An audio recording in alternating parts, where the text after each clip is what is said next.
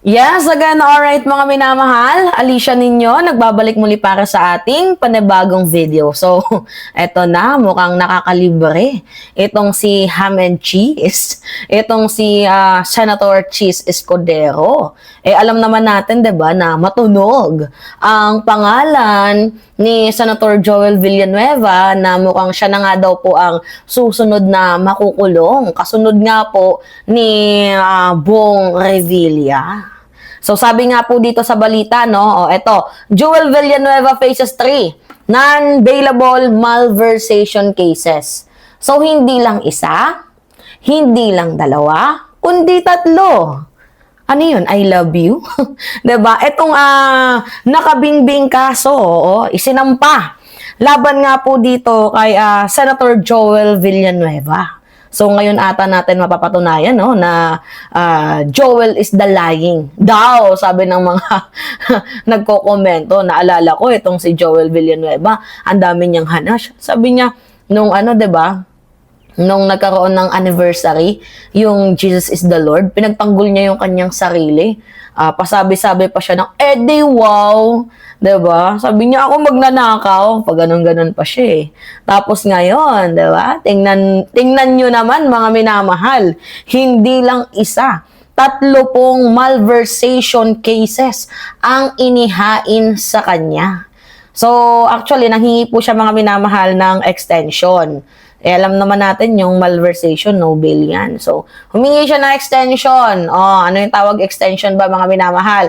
Hanggang January 26, humingi siya ng motion for reconsideration yung kanyang kampo. At pinayagan naman yan ng Department of Justice. By the way kasama din si Bunuan, si Jinggoy, at itong si Zaldico. Dito nga po sa merong mga kasong plunder. Tandaan ninyo, ang hawak na kaso po ng Department of Justice ay 14. Yung first batch is 5 malversation cases na isampa na po sa Sandigang Bayan. Yung 2 po, yung 3 natitira is waiting na lang po tayo dito sa resolution. Diba? So yung second batch naman mga minamahal is 6 cases. Yung 3 doon, lahat kay Senator Joel Villanueva. And yung third batch is 3 plunder cases. Alam naman natin kung sino yung may mga kasong plunder, no? Si Jinggoy, si Bong Revilla, si Bunuan, at itong si Zaldico. So, ngayong linggo, antay na lang natin mismo sa linggo, mayroon na po mga minamahal lalabas na 3 resolution. So, hindi natin alam kung kaninong resolution ba yan. Actually, siguro kay Jingo yan. Kasi si Joel Villanueva humingi pala ng extension. So, dyan natin makikita kung ang desisyon ng Department of Justice is isasampa sa ombudsman, 'di ba? From Department of Justice to ombudsman to Sandigang Bayan. Diyan natin malalaman mga minamahal kung masasampahan ng kaso or hindi. So, ngayon kasi may nag-file po. May na-file. Ngayon kasi may 2 kasong na-file kay Revilla. So, isang graft at isang nga pong malversation. Ito namang si Joel is hanggang January 26. Pero akala ko nga kasi dahil tahimik na itong si Joel Villanueva, akala ko nga ligtas na to eh. Hindi pa pala. Pero ito yung matinik, mga minamahal. Walang iba kundi itong si Cheese Escudero. Ito, meron ako sa inyong ipapakitang balita. Natatandaan ninyo to mga minamahal. Ayan 6-6 sa Ham and Cheese. Ba't ganon? Ito. Yan. 6-6 sa Ham and Cheese. Escudero insert 142 billion in 2025 budget to benefit allies. Imagine nyo yan mga minamahal. Pag-usapan natin to kasi parang ito yung hindi naiintindihan ng ibang Pilipino 'di ba? Ako din, di ko din maintindihan na hanggang ngayon malaya pa din itong si Quezon. Dati ang ingay ni Cheese Escudero, no? Ngayon medyo tumahimik na yung lolo ninyo. Bakit kayo? Bakit kayo tumahimik si lolo? Ano yung meron? Nagdeklara ba naman mga minamahal ng SALN na 18 million pero kayang bumili ng 50 million na diamond ring para dito kay Heart Evangelista, 'di ba? So ngayon, Pag-usapan natin, 'di ba? Kung ano yung pinagkaiba mga minamahal ng ingay versus nga po dito sa facts, 'di ba? At ano nga ba yung pinagkaiba ni Martin Romualdez, ni Chis Escudero at ni Sara Duterte? Kasi mga minamahal, yung ibig sabihin ng ingay, sabi-sabi, 'di ba? Chismis, hinala. Oh, tama, 'di ba? Ibig sabihin ng ebidensya naman, dokumento, resibo, ano pa? Tama, COA findings at sworn statement. Yan yung ibig sabihin ng ng ebidensya. Sa korte kasi, facts po ang tinitingnan, 'di ba? Hindi po yung chismis. Ngayon, itong si Chis Escudero, 'di ba? At ang 2025 budget na binaboy niya, dapat meron tong pananagutan 'Di ba? Hindi lang to simpleng edit sa budget. Ayon sa dokumento, ito nga, ni-research ko nga sa inyo, 'di ba? Binigay ko tong na to sa inyo. Ayon sa dokumento, meron pong 142 billion. Hindi po yan basta-bastang pera, bilyones yan, mga minamahal. Meron pong 142.7 billion na inilagay sa 2025 national budget at kontrolado lang ito at inobra, paano ba? Minaniobra. Diba? Nabubulol si Mima. Kontrolado lamang ito ni Chis Escudero at minaniobra niya lamang din ito. So, kontrolado niya na nga. Siya pa yung may gumawa ng maniobra kung paano niya to gagawin, saan niya to ibibigay. Diba? So, imagine, habang ginagawa ito, 33.4%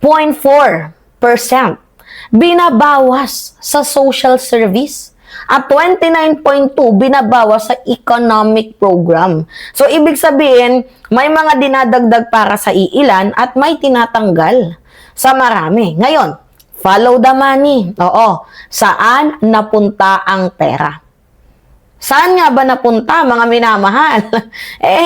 Nakita naman natin sa balita, Napunta lang naman ang lahat ng ito, di umano, dito nga po sa Sorsogon, sa probinsya di umano ni Escudero, diba? Sa Bulacan, sa baluarte ng kanyang kaalyado. Dito nga po sa Mindoro, Batangas, Cavite, Cebu at Davao. Kapag paulit-ulit ang pondo sa isang lugar, iyan po ay isang matatawag nating red flag. Halimbawa, in general, sa Quezon, diba? Isang ilog lang, pero 5 flood control projects. Tig 150 million. Tinatawag lang nila na phase 1, phase 2, phase 3, phase 4, phase 5. Walang feasibility study, walang technical specs, walang coordinate. So sa batas, ang tawag dyan is budget layering. 'Di ba yung road projects na paulit-ulit ng pangalan? Iisang kalsada, iba-ibang package. Package A, B, C, D. Pare-parehong presyo, overlapping kilometers. 'Di ba? So hindi ito aksidente. Ito ay isang duplication of design. Pagkagaya din sa mga solar streets nationwide. Habang ibang lugar, mga minamahal, 'di ba? Iba-ibang lugar, iba-iba din ang haba ng kalsada, pero pare-parehong 100 million ang presyo at may mga projects na nakalagay na nationwide. 'Di ba? Walang mapa, walang probinsya. Ito yung pinakamadaling nakawan, yung mga walang bantay. 'Di ba? Tapos ngayon sa sworn affidavit, negative 20% kickback. Grabe, ang laki. 'Di ba? Yan yung pinakamabigat. Yung sinabi ni Bernardo na sumumpa sa affidavit, humingi ng project, 'di ba? Humingi ng project list itong si Maynard Ngu. Tapos ang napag-usapan, ang kickback is 20%. Tapos matapos maisama sa budget, 160 million ang ibinigay. Partida, may pangalan, may halaga, may paraan, may sworn statement. Yan yung literal na ebidensya. Hindi opinion. 'Di ba kagaya ng plunder ni Sara Duterte? Yan yung literal na may ebidensya, hindi chismis, 'di ba? So, ito, yung plunder ni Sara, naka-file na sa ombudsman. Dito nga po sa alegasyon na 650 million confidential funds and intelligence funds. Diba? 8 billion overpriced project sa laptop, 12.3 billion sa COA na disallowances, and 7 billion unliquidated cash and 2.7 confidential funds sa Davao City. Diba? May COA findings, may sworn statement. At napakahalaga ng whistleblower natin na si Ramil Madriaga, na dating aide na nagsasabi na merong cash deliveries mula nga po dito sa confidential funds ni VP Sara Duterte. Ngayon, timbangin natin, Cheese Sara versus Martin Romualdez. Ito yung pinakamalinaw na comparison. Kay Cheese at kay Sara, may dokumento, may sworn affidavit, may COA findings, merong paper trails. Dito naman kay Martin, walang dokumento, walang personal na knowledge ang mga testigo, puro lang sabi ni ganito, ganyan, puro lang hearsay. Walang COA adverse finding, walang kaso sa ombudsman. Kahit nga si Ping Lacson, mga minamahal, nagsabi na walang bigat ang paratang kung walang ebidensya. Ganun dapat.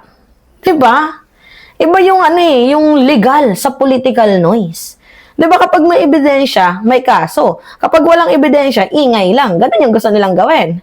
Diba? Pakaangas. Ikanta mo nga to, Joel. Alright. Kayo, ano yung masasabi ninyo dito? Dapat si Cheese yung sumunod, parang nakakalibre. Kaya ano masasabi nyo dito, mga minamahal? Alright. It's me again, Alicia ninyo. Nagbabalik muli para sa ating panibagong video.